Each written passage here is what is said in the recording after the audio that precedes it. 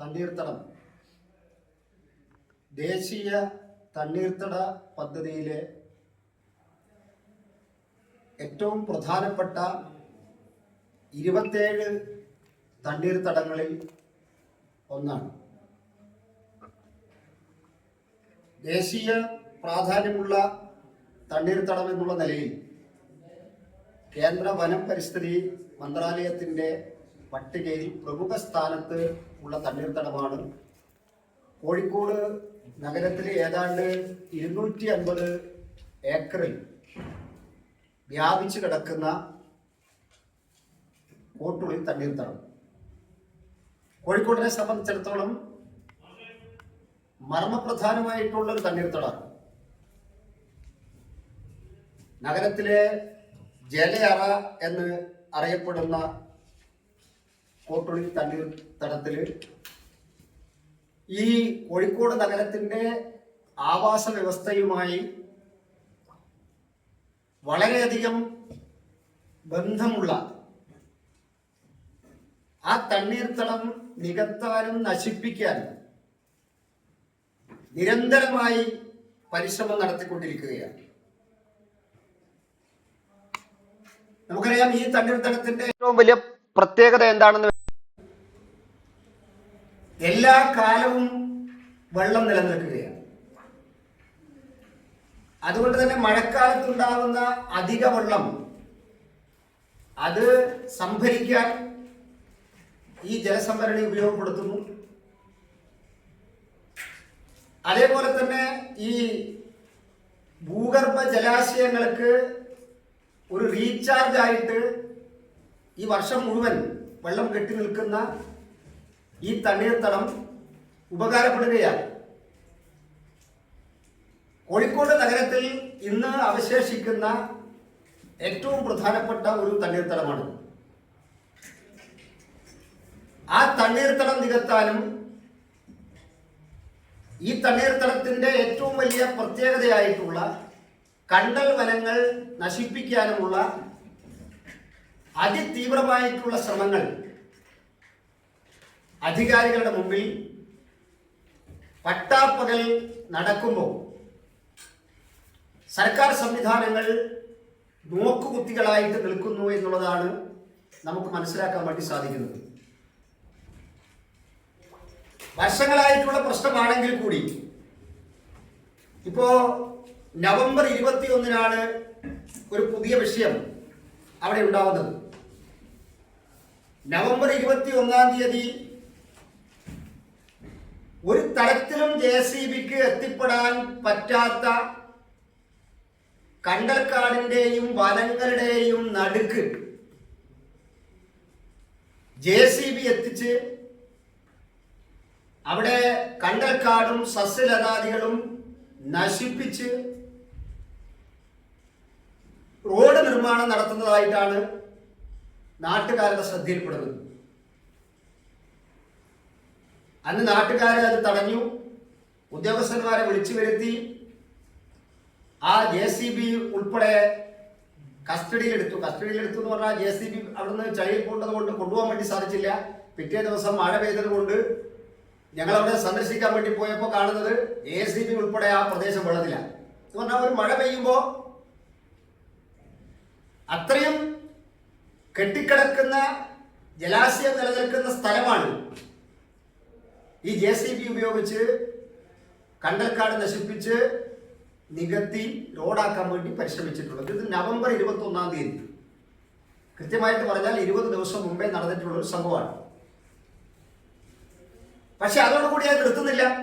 അന്ന് അവിടെ തയ്യാറാക്കിയിട്ടുള്ള മാസ്റ്ററിന്റെ കോപ്പിയാണിത്. ഈ മാസ്റ്ററിന്റെ കോപ്പികൾക്ക് ഒരു പ്രത്യേകതയുള്ളത്, ഇതിനകത്ത് എവിടെയും സ്ഥലം ഉടമസ്ഥന്മാരെ പരാമർശിക്കുന്നില്ല എന്നുള്ളതാണ്. അത് എന്തുകൊണ്ടാണെന്ന് ഞങ്ങൾക്ക് മനസ്സിലാവുന്നില്ല.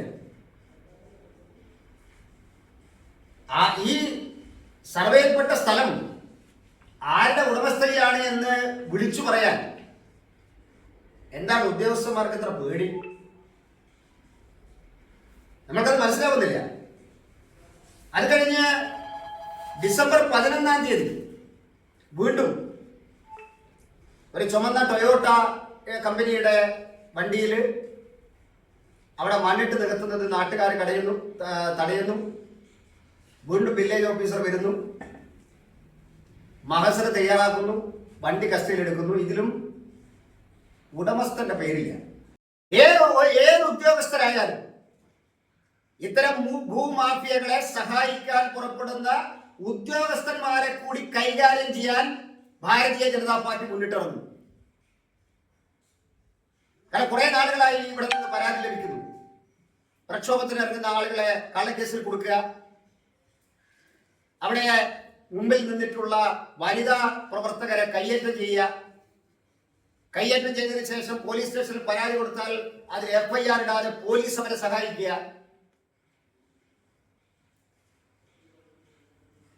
JCB പട്ടാപ്പകര് പരസ്യമായിട്ട് നിലം നികത്തുന്ന JCB പിടിച്ചാൽ അത് ആരുടെ ഭൂമിയാണ് എന്ന് രേഖപ്പെടുത്താതിരിക്കുക. ഇന്നിപ്പോ അവിടെ DFO വന്നു. DFO വന്നിട്ട് പറയാണ് പോലും അവിടെ കേസെടുക്കാൻ മാത്രമുള്ള യാതൊന്നും നടന്നിട്ടില്ല. ഇനി എന്താ നടക്കേണ്ടത്? ഞാനതാ പറഞ്ഞത്, കഴിഞ്ഞ 20 ദിവസത്തിനുള്ളിൽ നടന്ന കാര്യങ്ങളെ കുറിച്ചാണ് ഞാനിപ്പോ സൂചിപ്പിച്ചത്. ഇന്നലെ നികത്തിയ സ്ഥലം കണ്ടാൽ തെളിഞ്ഞ വെള്ളത്തിലേക്ക് എത്രയോ സെന്റ് സ്ഥലം മണ്ണിട്ട് നികത്തിയത് ഞങ്ങളുടെ കണ്ടുകൊണ്ട് കണ്ടതാണ്. നമുക്കറിയാലോ, നിയമലംഘനം എന്നുള്ള പേരിൽ റോഡ് സൈഡിൽ വണ്ടി നിർത്തിയാൽ, അതിൽ ചെറിയ എന്തെങ്കിലും ഒരു സാധാരണക്കാരൻ എന്തെങ്കിലും ചെയ്താൽ എന്തൊക്കെ പുലിവാലികളാണ് ഇവിടെ ഉള്ളത്. ഇത്രയും ഗുരുതരമായിട്ടുള്ള നിയമലംഘനം നടത്തിയിട്ട് കേസെടുക്കാൻ മാത്രം ഉള്ളതായിട്ടില്ല എന്ന് പറയുന്ന ഉദ്യോഗസ്ഥന്മാരെ ഒരു കാര്യം സൂചിപ്പിക്കാനുള്ളൂ: ജനങ്ങളുടെ ക്ഷമയെ പരീക്ഷിക്കരുത്. ജനങ്ങളുടെ ക്ഷമയെ പരീക്ഷിക്കുന്ന നിലപാടാണ് ഇത്തരം ഉദ്യോഗസ്ഥരുടെ ഭാഗത്തു നിന്നുണ്ടാവുന്നത്. കഴിഞ്ഞ 20 ദിവസമായിട്ട് ഈ കോലാഹലമൊക്കെ നഗരത്തിൽ നടക്കുകയാണ്. പ്രധാനപ്പെട്ട പത്രങ്ങളുടെയൊക്കെ തലക്കെട്ട് വെണ്ടക്കാക്ഷരത്തിൽ ഈ പ്രകൃതി നശീകരണത്തിനെതിരായിട്ട് തുടർച്ചയായിട്ട് വാർത്തകൾ വരുന്നു. ഈ തണ്ണീർത്തടത്തിൽ നിന്ന് ഒരു ഓരത്താണ് സിവിൽ സ്റ്റേഷൻ സ്ഥിതി ചെയ്യുന്നത്. ജില്ലാ കലക്ടർ ഇതുവരെ അവിടെ സന്ദർശിച്ചിട്ടില്ല. ജില്ലാ കലക്ടർക്ക് വലിയ തിരക്കാണെന്നാണ് അറിഞ്ഞത്. ഭാരതീയ ജനതാ പാർട്ടി ആവശ്യപ്പെടുന്നു, ജില്ലാ കലക്ടർ അടിയന്തരമായി സ്ഥലം സന്ദർശിച്ച് ഈ തണ്ണീർത്തട എന്നുള്ള ആ വിഭാഗത്തിൽപ്പെടുന്ന ഭൂമി സംരക്ഷിക്കാൻ ആവശ്യമായിട്ടുള്ള കർശനമായിട്ടുള്ള നടപടികൾ കലക്ടറുടെ ഭാഗത്തു നിന്നുണ്ടാവണം. ഇത്രയും വിവാദമായിട്ട് ഇത്രയും വാർത്തകളിൽ സ്ഥാനം പിടിച്ച ഒരു കാര്യം അന്വേഷിക്കാൻ കലക്ടർക്ക് സമയം കിട്ടിയില്ല എന്ന് പറയുന്നത് അതൊരു അതിശയോക്തിപരമായിട്ടുള്ള ഒരു കാര്യമാണ്. അടിയന്തരമായിട്ട് കലക്ടർ ഈ സ്ഥലം സന്ദർശിക്കണമെന്ന് ഭാരതീയ ജനതാ പാർട്ടി ആവശ്യപ്പെടുകയാണ്. അതേപോലെ തന്നെ DFOയോട് ഭാരതീയ ജനതാ പാർട്ടി ആവശ്യപ്പെടുന്നു.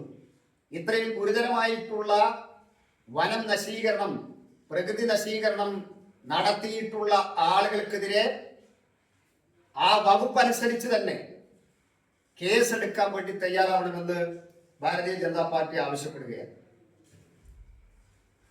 അതോടൊപ്പം കോർപ്പറേഷന്റെ ഭാഗത്ത് നിന്ന് സരോവരം കാലിക്കറ്റ് ട്രേഡ് സെന്ററുമായി ബന്ധപ്പെട്ട് ഈ കാലിക്കറ്റ് ട്രേഡ് സെന്റർ പണിതിട്ടുള്ളത് തണ്ണീർത്തടത്തിലാണോ? അവരുടെ പാർക്കിംഗ് തണ്ണീർത്തടത്തിലാണോ? ആ അനധികൃതമായ കെട്ടിടമാണെങ്കിൽ അത് പൊളിച്ചു നീക്കാൻ ആവശ്യമായിട്ടുള്ള എന്ത് നടപടിയാണ് കോർപ്പറേഷൻ നാളിതുവരെ സ്വീകരിച്ചിട്ടുള്ളത്? ജനങ്ങൾക്കറിയാൻ താല്പര്യമുള്ളൂ. ഈ വിഷയങ്ങളൊക്കെ ഉയർത്തിപ്പിടിച്ചുകൊണ്ട് സരോവരത്തെ ഇത്രയും പ്രധാനപ്പെട്ട മർമ്മപ്രധാനമായിട്ടുള്ള, കോഴിക്കോട് നഗരത്തെ സംബന്ധിച്ചിടത്തോളം ഏറ്റവും മർമ്മപ്രധാനമായിട്ടുള്ള ഒരു തണ്ണീർത്തടമാണ്. ആ തടവും കണ്ടൽക്കാടും ഉൾപ്പെടെ കോഴിക്കോട് നഗരത്തിന്റെ ഒരു അസറ്റായിട്ടുള്ള, സ്വത്തായിട്ടുള്ള സരോവരം സംരക്ഷിക്കണമെന്ന് ആവശ്യപ്പെട്ടുകൊണ്ട് ഈ മാസം 16-ാം തീയതി ഭാരതീയ ജനതാ പാർട്ടിയുടെ നേതൃത്വത്തിൽ സരോവരം മാർച്ച് എന്നുള്ള പേരിൽ ബഹുജന മാർച്ച് സംഘടിപ്പിക്കാനും ഭാരതീയ ജനതാ പാർട്ടി തീരുമാനിച്ചിരിക്കുകയാണ്. ആ ഭൂമിയിലേക്ക് ആ